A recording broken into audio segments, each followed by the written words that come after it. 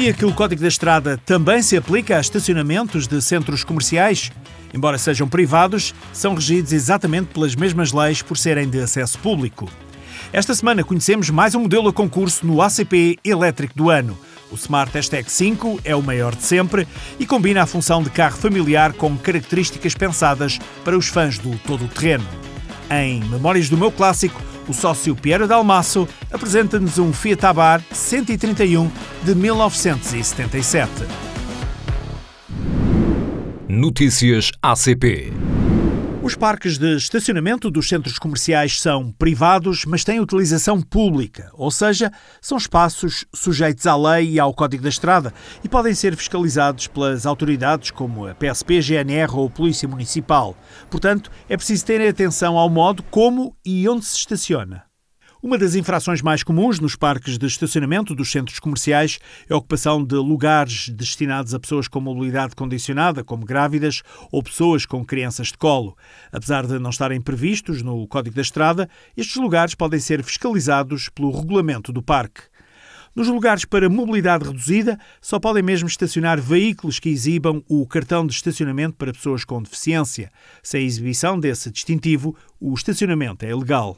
Neste caso é muito importante respeitar esses lugares porque, além daquilo que é a falta de respeito e de civismo, podemos incorrer numa infração grave, uma penalização que, além da coima, também prevê a inibição do direito de conduzir de 1 a 12 meses, bem como a subtração de 2 pontos na carta de condução.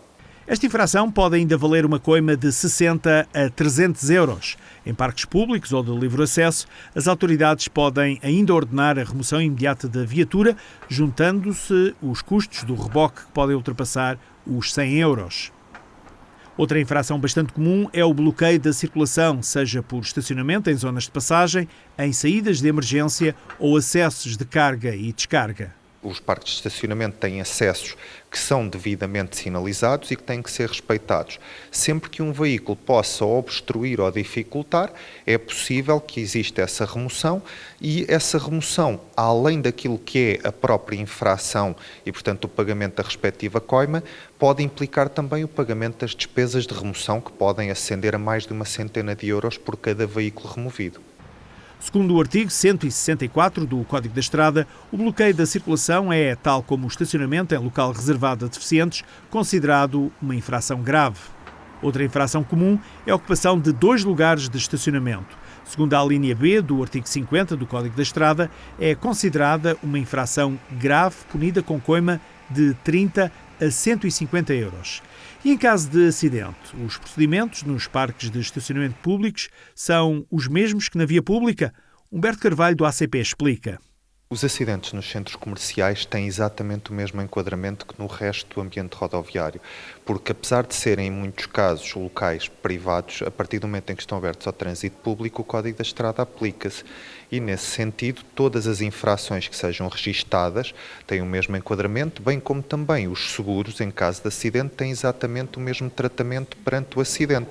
Ou seja, vão olhar para aquilo que é o Código da Estrada, vão tentar perceber quais é que foram as causas que levaram à ocorrência do acidente e decidir em função desse momento. São parques privados, mas de utilização pública. As regras não ficam à porta. Cumprir a lei é a melhor maneira de evitar multas, reboques e garantir o civismo entre todos. O Fiat 131 Abarth foi um modelo criado com o propósito de vencer rallies. Mais à frente conhecemos a história desta máquina que proporciona muitas e felizes memórias ao sócio ACP Piero Dalmasso.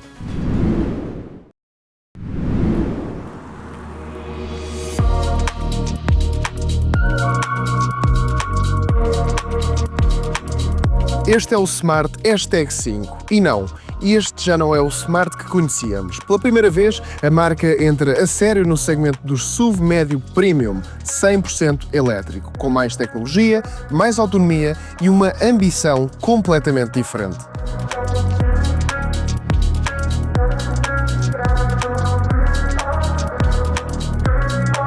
Com cerca de 4,70 m de comprimento, o Smart Hashtag 5 rompe definitivamente com a imagem dos pequenos citadinos.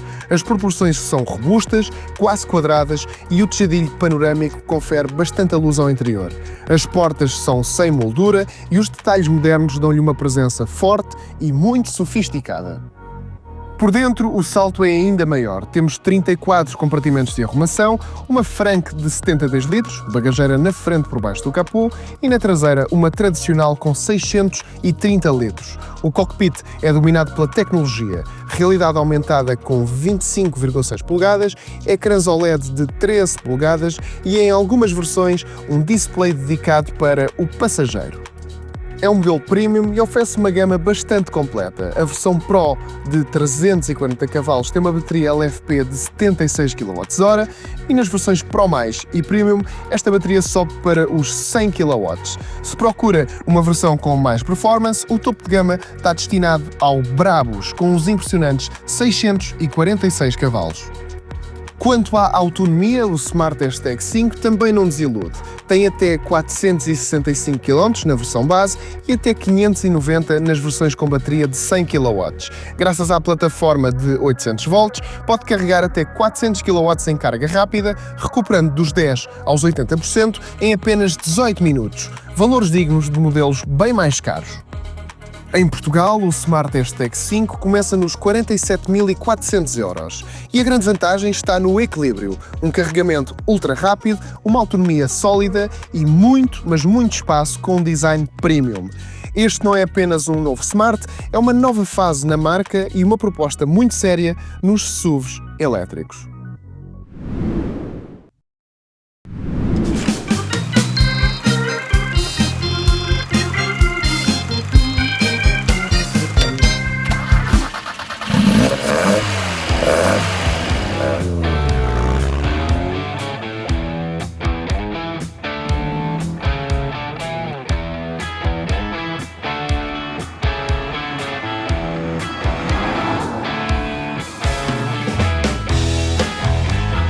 Há carros que são muito mais do que máquinas. O Fiat 131 Abarth é um deles, um ícone dos rallies dos anos 70 e 80, capaz de fazer corações acelerarem só com o som do motor. Para Piero Dalmaso, este automóvel é ainda mais do que isso. É uma história de infância, corridas e sonhos. Este carro entrou na minha vida porque era o meu póster de criança que tinha por cima de onde dormia, basicamente. Tinha uma fotografia deste carro, da versão de rally, a passar assim num lamaçal, com os faróis ligados, lama por todo o lado, provavelmente conduzido pelo Marco Allen e, portanto, durante muitos anos deitei-me debaixo do 131 Rally, portanto, basicamente é o meu carro de infância.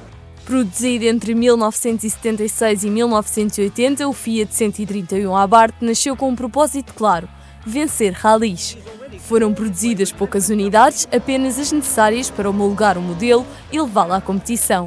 Uma delas, de 1977, pertence a Piero Dalmaso. Fizeram 400 e havia poucos. Em Portugal provavelmente não havia sequer muitos, ou nem sei se tinham sido vendidos na altura, e apareceu a hipótese de o comprar há 4, 5 anos com outro amigo colecionador que queria um 124, eu queria um 131 e, portanto, ele ficou com o 124 e eu fiquei com o 131. Piero sempre foi fascinado pelo mundo automóvel. Neste carro há algo que o entusiasma de forma especial: o som do motor de competição a ganhar vida. Desde miúdo que sofro deste mal de gostar de automóveis, portanto sempre gostei e sempre gostei muito de rallies.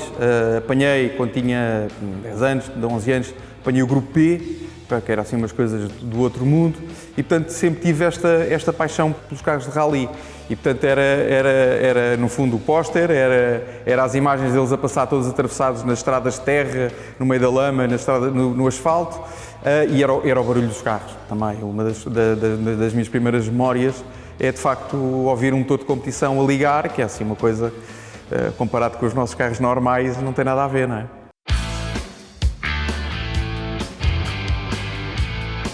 Este Abarth já participou em algumas provas, mas o desfecho foi quase sempre o mesmo. Quando comprei o carro precisava de um bocadinho de trabalho, portanto, acho que fiz 2 ou 3 ralis que consegui sempre voltar táxi. Basicamente, com a grande paciência da minha mulher, que me fazia de navegadora, e acabámos por ir de táxi. Portanto, eu acabei por ter o carro mais ou menos pronto, como deve ser, como eu gosto, talvez há coisa de 6 meses.